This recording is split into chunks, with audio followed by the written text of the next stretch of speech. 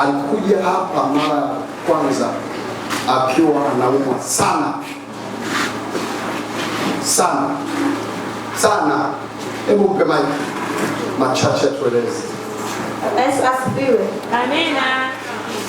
Mimi nilikuwa naumwa tumbo na vidonda vya tumbo na tumbo na mafuta mengi sana. Mwili mzima nilikuwa natetemeka. Kuinuka nilikuwa siwezi. Nimekuja hapa, mdogo wangu alinileta. Nilikuja hapa. Baada ya kuja hapa, Mungu kweli kanisaidia. Yesu Kristo anafanya kazi yake kwa kweli. Amina. Nalisikia nafuu mpaka leo. Jambo kabisa. Pigie Yesu makofi. Kitu gani ulikuwa huwezi kufanya na sasa unafanya kwa wakati huu? Sasa hivi naweza kukaa jikoni napika. Sasa hivi naweza kuinua ndoo najitwisha kichwani. Nilikuwa siwezi kabisa kujitwisha kichwani.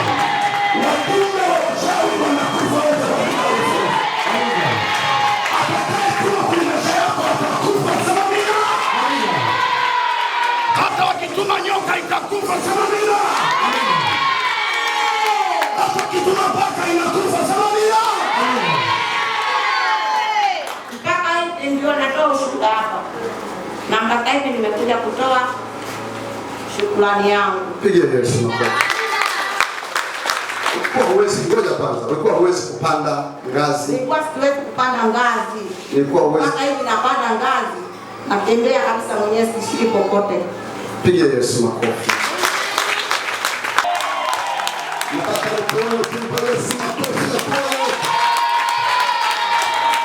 Utamu wa hapa madhabahu ya lango la ufalme. Yes. Nilianza kuona baada ya kupigiwa simu nyumbani na shemeji yangu ambaye ni mume wa huyu dada yangu. Huyu ananyonya ananiachia mimi. Huyu ananyonya anakuachia wewe. Hebu usogea hapa. Nimekuja hapa nimemkuta na hali mbaya kwa kweli. Maana alikuwa ananiambia kwamba nina mwezi usingizi simjui. Anakaa kwenye kiti sisi tunalala anakaa mpaka asubuhi. Kavimba huyo unavyomuona tumbo lilikuwa kubwa. Alikuwa moyo ndio unamsumbua, akipima vidonda vya tumbo, moyo nini alikuwa kibao vitu mwilini mwake. Tumeelekea hospitali lakini mafanikio hakuna. Tumeelekezwa kwa mtu mmoja akatuambia kule kwamba tuje hapa. Tulikuja hapa Jumatano, tukaja tena Alhamisi, Ijumaa mpaka Jumapili tumekuja hapa. Jumapili tumekuja kupona kabisa baada ya kukutana na mtume. Pigie Yesu makofi. Yaani pale akapona, baada ya kuhudumia akapona. Kuanzia siku hiyo mpaka leo huyo hapo afya yake inarudi. Afya yake ni sasa mimi ndo nikarudi nyumbani, mimi na binti yangu anasoma kidato cha 3. Yuko shule. Leo hajaja yuko shule. Siku moja nimekaa nyumbani asubuhi nikapigiwa simu. Kwamba unatakiwa ufike shuleni umpate binti yako anaumwa. Nikawaambia hivi, mimi niko mbali. Chukueni usafiri, chukueni bodaboda, mpakieni mniletee hapa mimi nitalipa. Wakasema haiwezekani, hawezi kukaa mwenyewe. Itabidi mimi kabla ya kuondoka nikampigia simu dada yangu huyu hapa nikamwambia. Akaniambia kwamba kabla ya kwenda mpigie mtumishi simu, namba zake sina, akanitumia. Nikampigia mtumishi ambaye ni huyu hapa.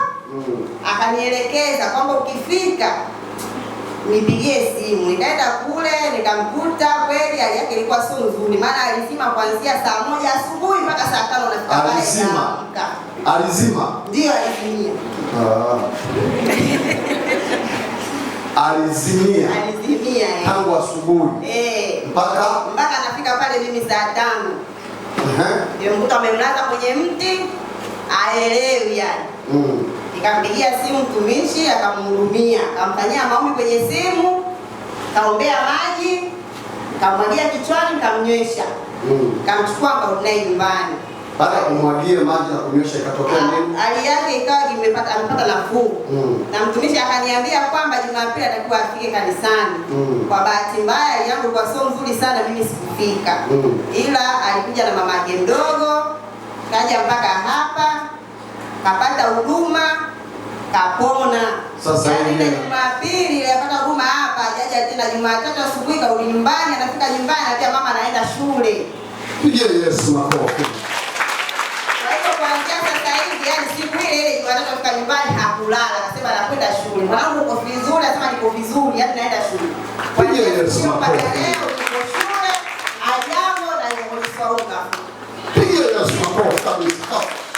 Pigia Yesu makofi. Na yuko kafunga. Na ana shida. Ana shida, naongea naye kwenye simu, ana shida. Jamani, Yesu ni wa wote. Amen. Pigia Yesu makofi. Na wewe nani unasema ule hapo dada yako? Bwana Yesu asifiwe. Namshukuru Mungu wa madhabahu zako na ufalme. Namshukuru sana. Sogeza mic kidogo.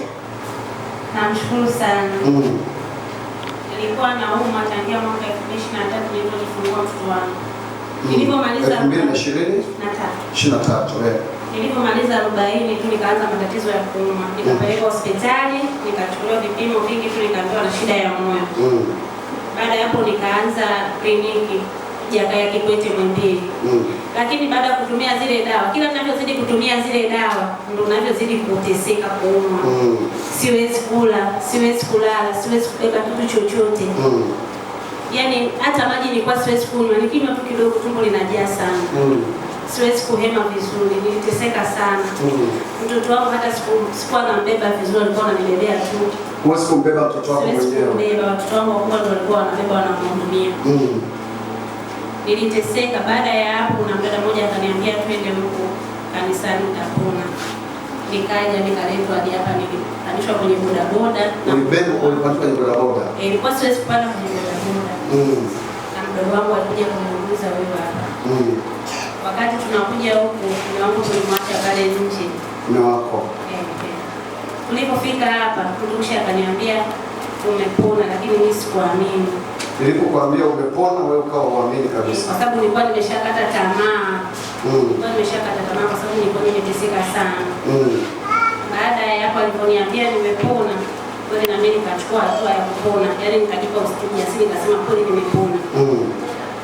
Baada hapo tuliporudi nyumbani na nimeshuka kwenye bodaboda natembea mwenyewe naingia pale ndani mwangu wa jamii mpaka alisimama. Unashuka unatembea mwenyewe anashangaa. Mpaka alisimama alikuwa anatuchungulia hivi anasema ni wewe umepona, namwambia nimepona. Yes, makofi. Nilikuwa nimevimba miguu, yani nilikuwa nimevimba kabisa, nilikuwa na kilo 80. Ulikuwa na kilo 80? Sasa hivi nimerudi kwenye hali yangu baada ya kilo 67. Unarudi kilo 67? Imani pigie Yesu. Kila kitu hadi kupika nilikuwa siwezi, napika na kula na lala vizuri kwa sababu mimi nilikuwa mtu wa kukaa tu kwenye kiti, wenzangu wanalala mimi nawaangalia mpaka asubuhi. Lakini sasa hivi nalala, napika, nambeba mtoto wangu, kila kitu nafanya naweza. Nashukuru Mungu sana. Jamani pigie Yesu makofi. Kwa neno fupi Mungu amekutetea na Mungu amekutendea. Wewe na ndugu zako Mungu amewatendea.